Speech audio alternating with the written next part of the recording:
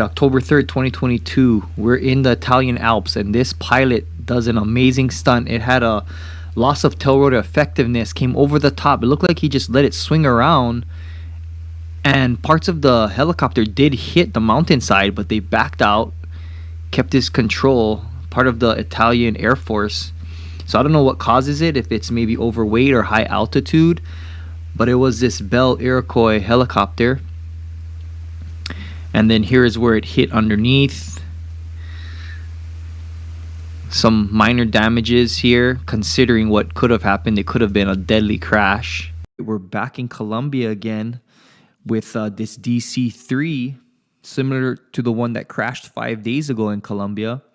This one is April 13th, 2022. You can see stalled there and goes into the trees.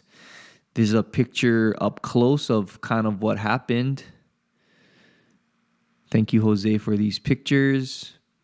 And then this is the aircraft. There was the Policía Nacional of Colombia.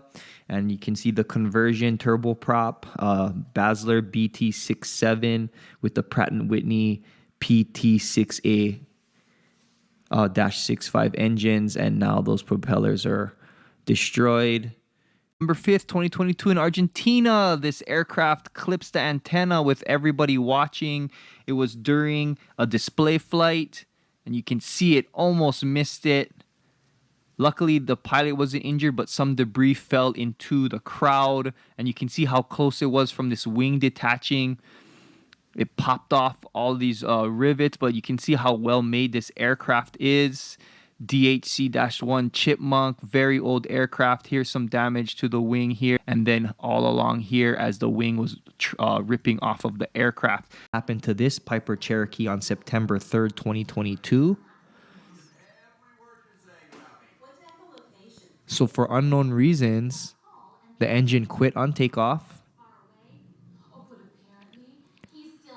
and down went the aircraft with 2 on board. Luckily, they had minor injuries.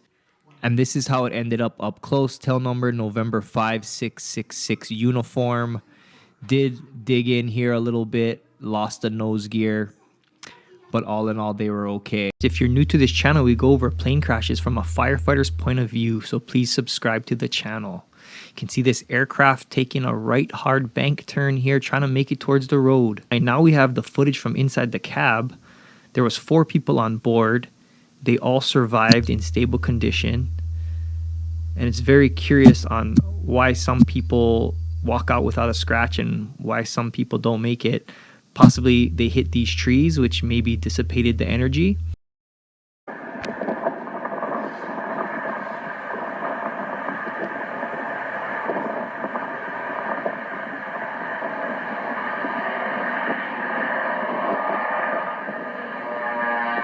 Man, it's crazy how quickly things can go wrong. July 26, 2022, this is how the aircraft ended up in Anchorage, Alaska.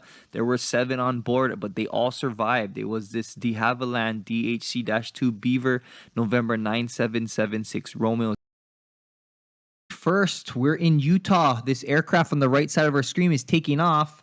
And this truck is sitting here with the dash cam on. This aircraft stalls right over his head. Thought he was going to get hit.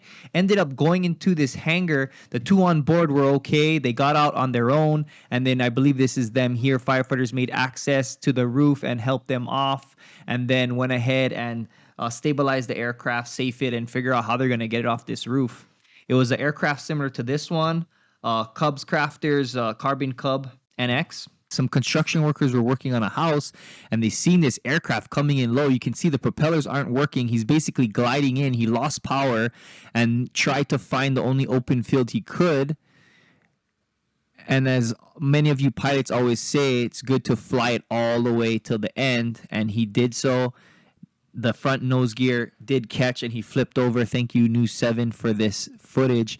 But he was perfectly fine. He self-evacuated. He was alert, conscious.